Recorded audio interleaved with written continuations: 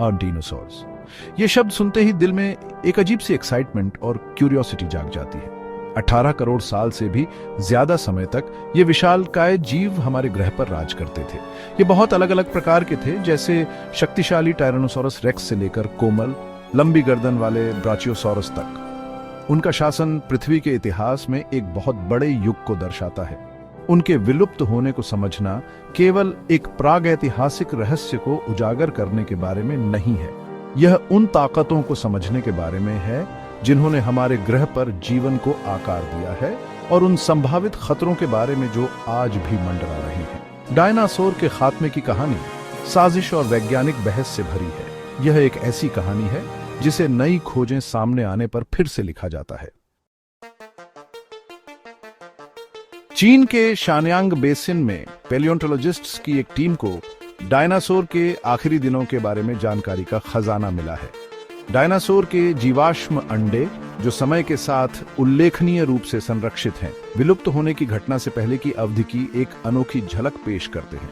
खोजे गए अंडों की संख्या बहुत ज्यादा है। 1000 से भी ज्यादा नमूनों को सावधानी पूर्वक सूचीबद्ध किया गया है।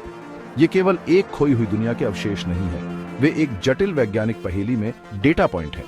अंडे के छिलकों और आसपास के तलछट का विश्लेषण करके शोधकर्ता डायनासोर के घोंसले बनाने के व्यवहार, जनसंख्या घनत्व और संपूर्ण स्वास्थ्य के बारे में जानकारी प्राप्त कर सकते हैं। शानयांग बेसिन के निष्कर्ष एक निराशाजनक तस्वीर पेश करते हैं। अंडे के जीवाश्मों में दर्शाए गए डायनासोर प्रजातियों की विविधता आश्चर्यजनक रूप से कम है।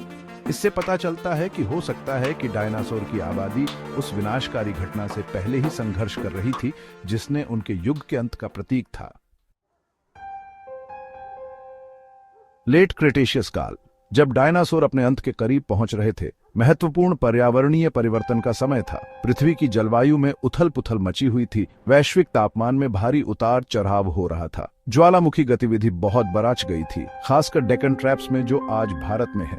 इन विस्फोटों ने भारी मात्रा में लावा उगला और वातावरण में जहरीली गैसें छोड़ी, जिससे ग्रह की जलवायु बदल गई और संभावित रूप से पारिस्थितिक तंत्र नष्ट हो गए। डेक्कन ट्रैप विस्फोट एक ही घटना नहीं थी, बल्कि हजारों वर्षों तक फैले हुए विनाशकारी विस्फोटों की एक श्रृंखला थी। इन विस्फोटों के विशाल पैमाने को समझना मुश्किल है, जिसमें लावा का प्रवाह जमीन के विशाल क्षेत्रों को कवर करता है। वैश्विक पर्यावरण पर इन विस्फोटों का संचयी प्रभाव बहुत ज्यादा रहा होगा। ग्रीन हाउस गैसों के उत्सर्जन ने ग्लोबल वार्मिंग में योगदान दिया होगा, जबकि ज्वालामुखी एरोसोल ने अस्थायी रूप से ग्रह को ठंडा कर दिया होगा, जिससे तीव्र जलवायु अस्थिरता की अवधि पैदा हुई होगी। डायनासोर के बारे में हम जो कुछ भी जानते हैं वह ज्यादातर उत्तरी अमेरिका में खोजे गए जीवाश्मों से आता है। इन जीवाश्मों ने डायनासोर की शारीरिक रचना, व्यवहार और विकास के बारे में जानकारी का खजाना प्रदान किया है।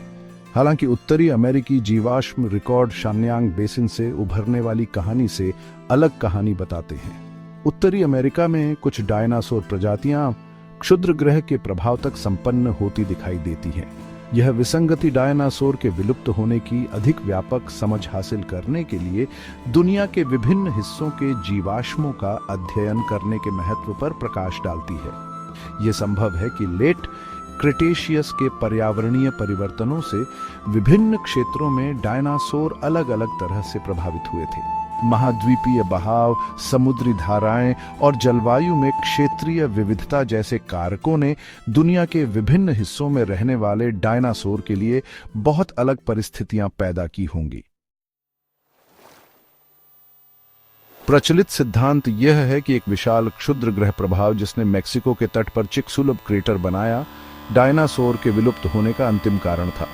इस प्रभाव ने अकल्पनीय तबाही मचाई होगी, जिससे जंगल की आग, सुनामी और एक वैश्विक प्रभाव वाली सर्दी शुरू हो गई होगी। हालांकि शानयांग बेसिन के निष्कर्ष दुनिया के अन्य हिस्सों से पर्यावरणीय तनाव के प्रमाणों के साथ इस संभावना को जन्म देते हैं कि क्षुद्र ग्रह के प्रभाव से पहले ही डायनासोर का पतन हो रहा था।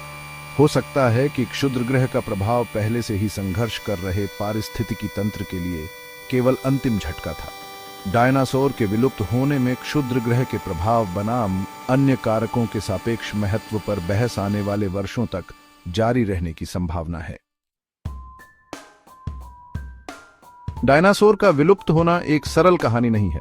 जिसका एक ही निश्चित उत्तर हो। यह कई टुकड़ों वाली एक जटिल पहेली है और वैज्ञानिक अभी भी उन टुकड़ों को जोड़ने के लिए काम कर रहे हैं। शानयांग बेसिन की खोजें हालांकि बेहद महत्वपूर्ण है, लेकिन वे जितने उत्तर देती हैं उतने ही सवाल भी खड़े करती हैं। क्षुद्र ग्रह के प्रभाव से पहले डायनासोर की विविधता में गिरावट कितनी व्यापक थी? क्या लेट क्रिटेशियस के पर्यावरणीय परिवर्तनों से विभिन्न डायनासोर प्रजातियां अलग अलग तरह से प्रभावित हुई थी? ये कुछ ऐसे ही सवाल हैं जिनसे पैलियोंटोलॉजिस्ट जूझ रहे हैं, क्योंकि वे पृथ्वी के इतिहास में इस महत्वपूर्ण अवधि का अध्ययन करना जारी रखते हैं। डायनासोर के विलुप्त होने का अध्ययन केवल एक अकादमिक अभ्यास नहीं है। यह पृथ्वी पर जीवन की नाजुकता और तेजी से होने वाले पर्यावरणीय परिवर्तन के संभावित परिणामों को समझने के बारे में है।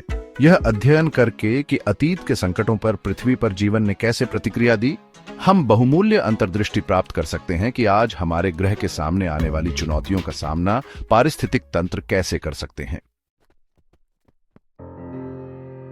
हालांकि डायनासोर चले गए हैं, लेकिन वे अपने पीछे एक समृद्ध जीवाश्म रिकॉर्ड छोड़ गए हैं जो हमें आज भी मोहित और प्रेरित करता है। हर नई खोज हमें इन शानदार जीवों और पृथ्वी के इतिहास में उनके स्थान को समझने के करीब लाती है। डायनासोर के जीवाश्म अंडों के अपने खजाने के साथ शानयांग बेसिन उन कई रहस्यों का एक उदाहरण है जो हमारे पैरों के नीचे दबे हुए हैं और उजागर होने की प्रतीक्षा कर रहे हैं। डायनासोर के विलुप्त होने को समझने की खोज अभी खत्म नहीं हुई है।